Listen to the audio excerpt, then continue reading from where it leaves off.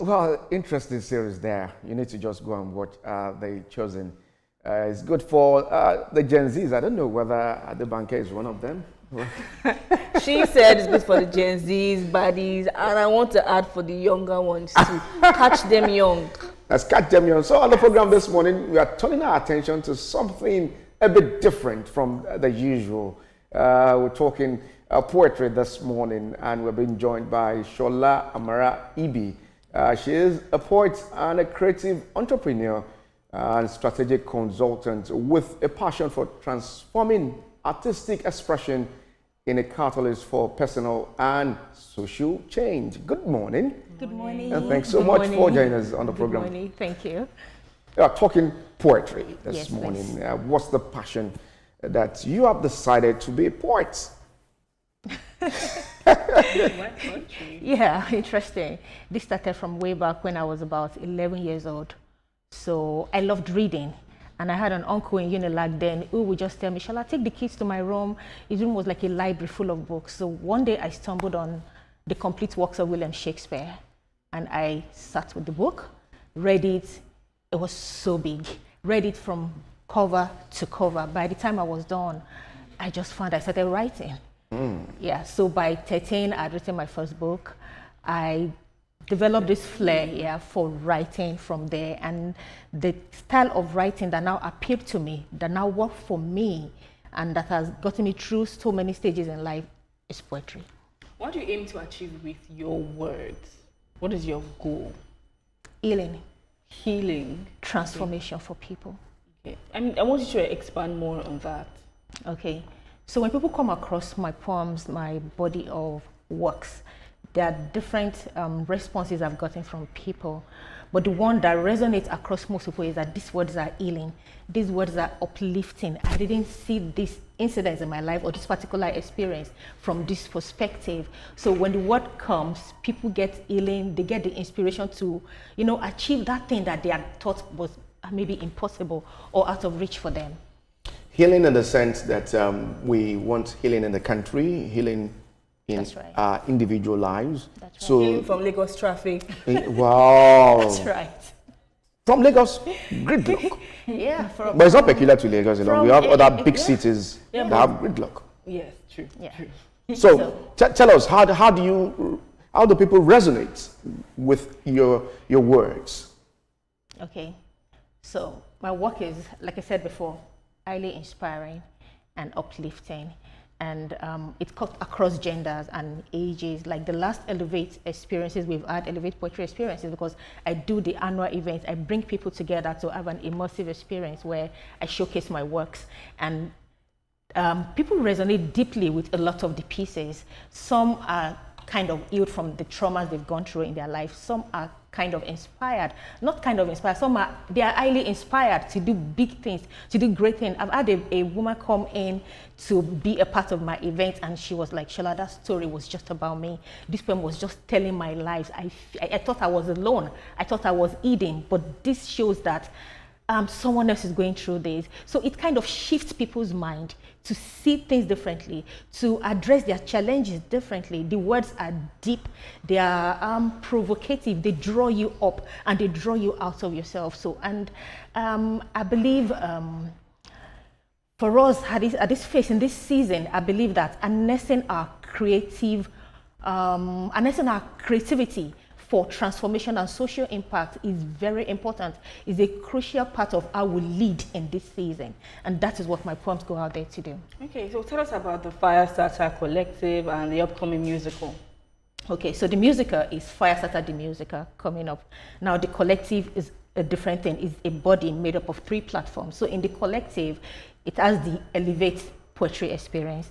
The platform doing the Firestarter the Musical is the where I do the poetry, that's the Elevate. Now, when people come in, they experience the musical or they experience me perform poetry. Over the years, I've gotten questions like, what can I do? What should be my next phase? This thing you're talking about, how do I break it? How do I break this circle of repeated patterns of, falling and not being able to rise? So we get into conversations. That is where we have the Firestarter Academy, where we do the work of engineering shifts for people. And then the third platform is how we give back to the community. So some people call me the girl that does poetry for therapy. So I do poetry, and a percentage of the revenue or whatever I get from it goes into supporting special needs children, because from a personal experience, I realized that that aspect or the particular group of people in that sector, sometimes they are left behind. And this work, we don't want to leave anyone behind. So the Firestarter's work is about the internal change you go through, your own life evolving, and then being a channel of impact and transformation to others. I like how you spoke about change. What is the biggest change you want to see in the world today? More kindness. More kindness. Understanding that people go through stuff at different levels, so you don't have to expect them to be where you are. Understanding that when something is happening, it doesn't have to be just for your own favor, to favor you, or just for your own good. But what about your neighbor? What about your sister? Like in the story of the musical, people are going to come in and they will see themselves in the story. They will see their brother, they will see their sisters in the story, because it cuts across. But the change I really like to say in the world is about kindness. Yeah. So for me, for someone who is just coming out from a particular trauma, how do you encourage such person? Let's be dramatic now. Let's be dramatic. We have to open the wound. It's not encouragement we need first. Okay. Yeah, because a lot of times we go through life covering scabs, like an injury that has been covered but it's not deeply healed. So let me tell you a personal story. I lost my mom when I was 16 years old. And for 10 years, I covered the wound. I couldn't cry. I covered the wound. But one day it broke me, and I realized that there were so many things I could not achieve because I had kept myself locked up in that space. I'd kept myself stuck. So how about we expose the things that are limiting us first? We put them up to light, and then we begin to heal from there. And where the cracks in your life seems to be now, when light enters, then the healing begins. And that's how we start. Yes. Okay, so what are the words that you will use for that person who is having such traumatic incident? How will I describe that person? Yeah. I would say it's somebody on a journey of becoming. Yeah. They're finding light. I want those poetic words that you're going to use. Yeah, I mean, you try to avoid it. You are trying to avoid my question. What do you want from me? You want a poetic rendition. You want something. So let me tell you a story in a poetic way. A wise woman once said to me, "If you will burn brightly, the world will catch fire." Her words drew me into a season, spark searching, soul searching. I remember the first spark was the search for me, when the word kissed self-doubt into me. As day by day opinions formed me, I inhaled rules and values that shut me in. What do I know about being seen and heard? I swam in oceans that called me a fish. I read in books that named me a rookie, misguided, misdefined, misunderstood. And in the battle for my identity, I flattened my body, made my back a boulevard to be walked all over. I forgot my voice was scripture, the sound of good news. So maybe what you're looking for is for me to say that person has forgotten their voice. Oh. So they need to awaken. Let me give you a round of applause. That was great. Thank you. You can go on with your line of thought.